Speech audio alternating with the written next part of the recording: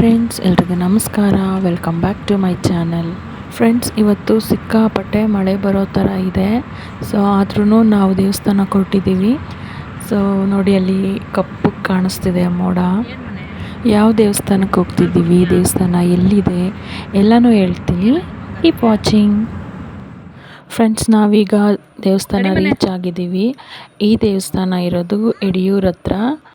ಯಡಿಯೂರಿಂದ ಒಂದು 20-25 ಕಿಲೋಮೀಟರ್ ದೂರ, ಅಂದರೆ ಒಳಗಡೆ ಹಳ್ಳಿ ಮೇಲೆ ಹೋಗಬೇಕು. ಸೊ ಅಲ್ಲಿ ಮೈಲಾರ ಪಟ್ಟಣ ಅಂತ ಒಂದು ಊರಿದೆ. ಸೊ ಈ ದೇವ್ರು ಬಂದು ಮೈಲಾರಲಿಂಗೇಶ್ವರ.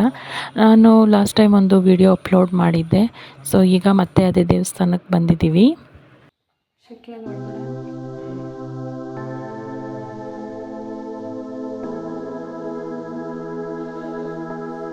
ಇಲ್ಲಿ ಬಾ, ಇಲ್ಲಿ ಸ್ವಾಮಿ ಮಾಡ್ಬಾ, ಇಲ್ಲಿ ನಿಂತ್ಕೊಂಡು ಚಿನ್ನೋ, ಇಲ್ಲಿ ಬಾ ಮನೆ ಸ್ವಾಮಿ ಮಾಡೋ.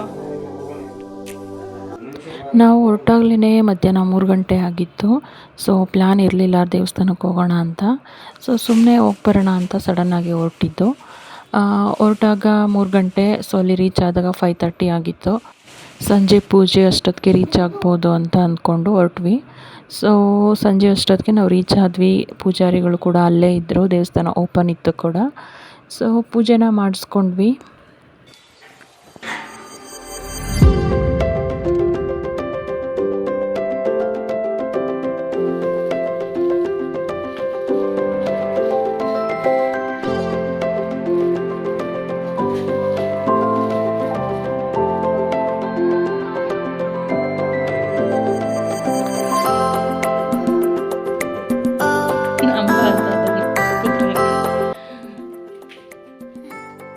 ಯಾರದು? ನಿನ್ನ ಫ್ರೆಂಡಾ?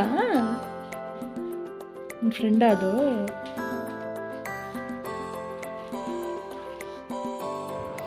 ದೇವ್ರದ್ದು ಮಂಗಳಾರತಿ ಆಗಲಿ ಆಗಿತ್ತು. ಸೊ ನಾವು ಜಸ್ಟು ಪೂಜೆ ಮಾಡಿಸ್ಕೊಂಡು ಸ್ವಲ್ಪ ಹೊತ್ತು ಅಲ್ಲೇ ಇದ್ದು ಹೊರಟ್ವಿ.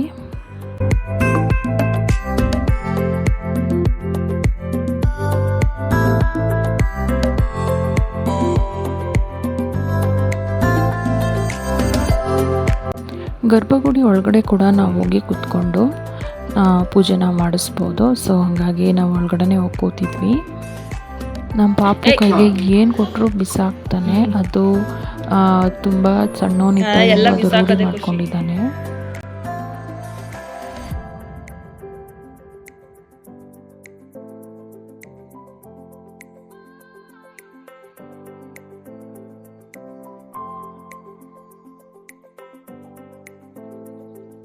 ದೇವಸ್ಥಾನದ ಮುಂದೆ ತುಂಬ ಜಾಗ ಇತ್ತು, ಹಾಗಾಗಿ ಅವನಿಗೆ ಫ್ರೀಯಾಗಿ ಆಟ ಆಡೋದಕ್ಕಾಯಿತು. ಸೊ ಒಂದು ಅರ್ಧ ಗಂಟೆ ಅಲ್ಲೇ ಟೈಮ್ ಸ್ಪೆಂಡ್ ಮಾಡಿದ್ವಿ. ಏಯ್,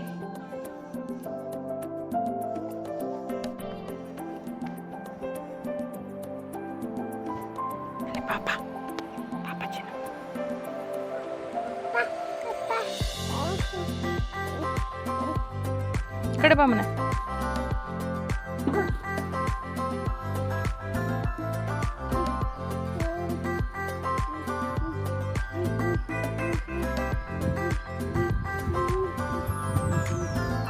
ದೇವಸ್ಥಾನದಿಂದ ಹೊರಟಾಗ ಸಂಜೆ 6:30 ಆಗಿತ್ತು.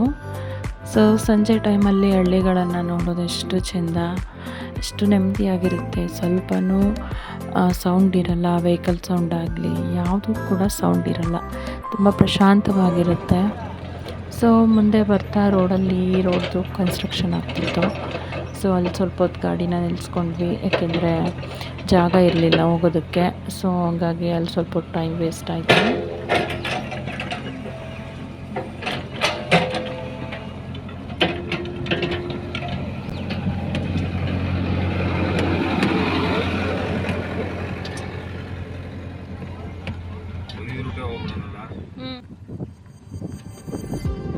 ಈ ಪ್ಲೇಸಲ್ಲಿ ನೋಡಿ ಸನ್ಸೆಟ್ ತುಂಬ ಚೆನ್ನಾಗಿ ಕಾಣಿಸ್ತಿತ್ತು. ಸೊ ಗ್ರೀನು ಮತ್ತು ಆ ಕಡೆ ಮರ ತುಂಬ ಚೆನ್ನಾಗಿತ್ತು ನೋಡೋದಕ್ಕೆ. ಸೊ ಅಲ್ಲಿಂದ ನಾವು ಹೈವೇನಲ್ಲಿ ಊಟನ ಮುಗಿಸ್ಕೊಂಡು ಹೋಗೋಣ ಅಂತ ಹೋಟೆಲ್ಗೆ ಹೋದ್ವಿ.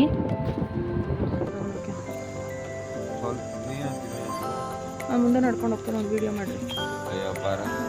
ನನಗಿದು ಹಾಕೋಬೇಕು.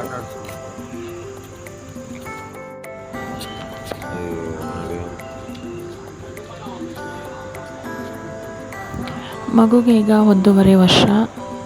ಸೊ ಈ ವಯಸ್ಸಲ್ಲಿ ಮಕ್ಕಳನ್ನ ಆದಷ್ಟು ಔಟ್ಸೈಡ್ ಬೆಳೆಸೋದು ಒಳ್ಳೆಯದು. ಸೊ ಅವ್ರ ಬ್ರೈನ್ ಡೆವಲಪ್ಮೆಂಟ್ಗೆ ತುಂಬ ಈಸಿ ಆಗುತ್ತೆ. ಸೊ ಆದರೆ ಅವ್ರು ಊಟ ತಿಂಡಿ ಎಲ್ಲ ಆಚೆನೇ ತಿನ್ನಿಸೋದು ಕಷ್ಟ. ಸೊ ನನಗೆ ಈಗಲೂ ಅವ್ನಿಗೆ ಹೋಟೆಲ್ ಊಟ ತಿನ್ನಿಸೋದಷ್ಟು ಇಷ್ಟ ಆಗೋಲ್ಲ. ಇನ್ನು ಸ್ವಲ್ಪ ದೊಡ್ಡವನಾದರೆ ನನಗೆ ತಿನ್ನಿಸ್ಬೋದು ಅನಿಸುತ್ತೆ. ಸೊ ಕೆಲವೊಬ್ರು ಹೇಳ್ತಾರೆ ಇಲ್ಲ ತಿನ್ನಿಸ್ಬೋದು ಅಂತ, ಬಟ್ ನನಗಷ್ಟು ಕಂಫರ್ಟಬಲ್ ಅನಿಸಲ್ಲ. ಸೊ ಹಾಗಾಗಿ ಆಚೆ ನಾನು ಹಣ್ಣು ಏನಾದರೂ ತಿನ್ನಿಸ್ತೀನಿ. ಯಾಕೆಂದರೆ ಒನ್ ಡೇಯಲ್ಲಿ ರಿಟರ್ನ್ ಬರೋದ್ರಿಂದ ಬೆಳಗ್ಗೆ ಟಿಫನ್ ಅವ್ನಿಗೆ ತಿನ್ನಿಸ್ಕೊಂಡು ಹೋದರೆ ಮಧ್ಯಾಹ್ನ ಒಂದು ಟೈಮ್ ಹಣ್ಣು ಏನಾದರೂ ಕೊಡ್ತೀನಿ. ಇಲ್ಲ ಮಧ್ಯಾಹ್ನಕ್ಕೆ ನಾವು ರಿಟರ್ನ್ ಬಂದುಬಿಡ್ತೀವಿ. ಇಲ್ಲ ಮಧ್ಯಾಹ್ನ ಹೋದರೆ ಸಂಜೆ ಟೈಮ್ಗೆ ರಿಟರ್ನ್ ಬರ್ತೀವಿ. ಸೊ ಹಂಗಾಗಿ ನಾನು ಮನೆಗೆ ಬಂದೇ ಊಟ ಮಾಡಿಸ್ತೀನಿ. ಆಲ್ಮೋಸ್ಟ್ ಆಗಿಲ್ಲ ಅಂದಾಗ ಮಾತ್ರ ಆಚೆ ಟ್ರೈ ಮಾಡ್ತೀನಿ ಏನಾದರೂ ಸ್ವಲ್ಪ ತಿನ್ನಿಸೋದಕ್ಕೆ. ಏಕೆಂದರೆ ಮಕ್ಕಳಿಗೆ ಇಷ್ಟು ಬೇಗ ಹೋಟೆಲ್ ಫುಡ್ಡು ತಿನ್ನಿಸೋದು ಒಳ್ಳೆಯದಲ್ಲ ಅಂತ. ದೊಡ್ಡವ್ರು ತಿನ್ನೋದೇ ಒಳ್ಳೆಯದಲ್ಲ ಅಂಥದ್ರಲ್ಲಿ ಚಿಕ್ಕ ಮಕ್ಕಳಿಗೆಲ್ಲ ಹೋಟೆಲ್ ಫುಡ್ ತಿನ್ನಿಸೋದು ಅಷ್ಟು ಒಳ್ಳೆಯದಲ್ಲ ಅನ್ನೋದು ನನ್ನ ಅನಿಸಿಕೆ. ಕೆಲವೊಬ್ಬರು ಇಲ್ಲ ಎಲ್ಲ ರೂಢಿ ಆಗಬೇಕು ತಿನ್ನಿಸ್ಬೇಕು ಅಂತ ಹೇಳ್ತಾರೆ. ಬಟ್ ಅವರು ದೊಡ್ಡವರಾದಮೇಲೆ ತಿಂದೇ ತಿಂತಾರೆ, ಬೇಡ ಅಂದರೂ ಕೂಡ ತಿಂತಾರೆ. ಸೊ ಈಗ ಚಿಕ್ಕ ಮಕ್ಕಳಲ್ಲಿ ಆದಷ್ಟು ನಾವು ಒಳ್ಳೆ ಫುಡ್ಡು ಹೆಲ್ತಿಯಾಗಿ ಇಟ್ಕೊಳ್ಳೋದಕ್ಕೆ ಟ್ರೈ ಮಾಡಬೇಕು.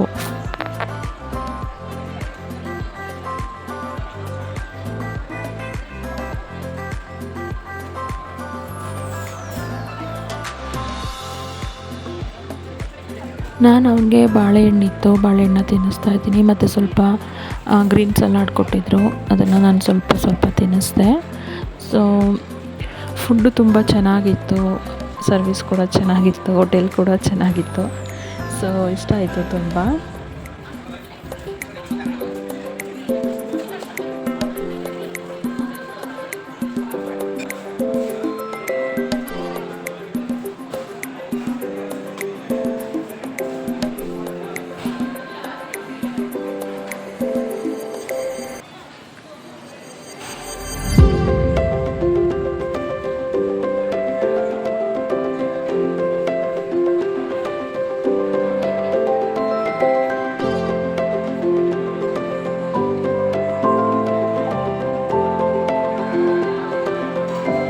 ಆವಾಗವಾಗ ಮಕ್ಕಳ ಜೊತೆ ಆಚೆ ಹೋಗೋದು, ಚಿಕ್ಕ ಟ್ರಿಪ್ ಥರ ಹೋದರೆ ತುಂಬ ಒಳ್ಳೆಯದು. ಯಾಕೆಂದರೆ ಮಕ್ಕಳು ಕೂಡ ಆಚೆ ಟ್ರಾವೆಲ್ ಮಾಡುವಾಗ ಹೇಗಿರಬೇಕು, ವೆದರ್ ಹೆಂಗಿರುತ್ತೆ, ಮತ್ತು ಬೇರೆ ಜನಗಳನ್ನ ಬೇರೆ ಮಕ್ಕಳನ್ನ ನೋಡಿ ಅವ್ರು ಕೂಡ ಕಲಿತಾರೆ. ಸೊ ಬ್ರೈನ್ ಡೆವಲಪ್ಮೆಂಟ್ಗೆ ತುಂಬ ಒಳ್ಳೆಯದು. ಮತ್ತು ಮನೆ ಒಳಗಡೆ ಮಕ್ಕಳು ಸಾಕಿದ್ರೆ ಅವ್ರಿಗೆ ಆಚೆ ಹೋದಾಗ ಶೀತ ಅಥವಾ ಜ್ವರ, ಕೆಮ್ಮು ಈ ಥರ ಚಿಕ್ಕ ಕಾಯಿಲೆಗಳಾಗೋದು ಜಾಸ್ತಿ. ಯಾಕೆಂದರೆ ನೀರು ಚೇಂಜ್ ಆಗುತ್ತೆ, ವೆದರ್ ಚೇಂಜ್ ಆಗುತ್ತೆ. ಮತ್ತು ಗಾಳಿ ಬೆಳಕಲ್ಲಿ ಮಕ್ಕಳು ಜಾಸ್ತಿ ಬೆಳೆದ್ರೆ ನಾವು ವೆದರ್ ಜೊತೆ ಮಕ್ಕಳನ್ನ ಎನ್ವಿರಾನ್ಮೆಂಟ್ ಜೊತೆ ಮಕ್ಕಳನ್ನ ಬೆಳೆಸಿದ್ರೆ ಸೊ ಅವ್ರಿಗೆ ಅಷ್ಟು ಬೇಗ ಇನ್ಫೆಕ್ಷನ್ ಆಗಲಿ ಕಾಯಿಲೆಗಳಾಗಲಿ ಆಗಲ್ಲ. ಸೊ ಆದಷ್ಟು ಮಕ್ಕಳನ್ನ ಆಚೆ ಪಾರ್ಕ್ಗಳಲ್ಲಿ ಅಥವಾ ಆಚೆ ನೀವು ಹೋದಾಗ ಕರ್ಕೊಂಡು ಹೋಗೋದ್ರಿಂದ ಅವ್ರಿಗೂ ಕೂಡ ಎಲ್ಲದಕ್ಕೂ ಅಡ್ಜಸ್ಟ್ ಆಗೋದಕ್ಕೆ ಈಸಿ ಆಗುತ್ತೆ.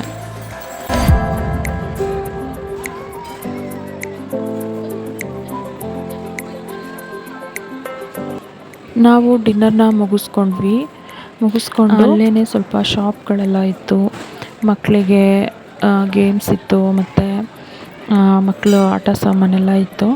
ಸೊ ಹಂಗಾಗಿ ಅವನಿಗೂ ಕೂಡ ಇಷ್ಟ ಆಯಿತು ತಗೊಳ್ಳೋದಕ್ಕೆ.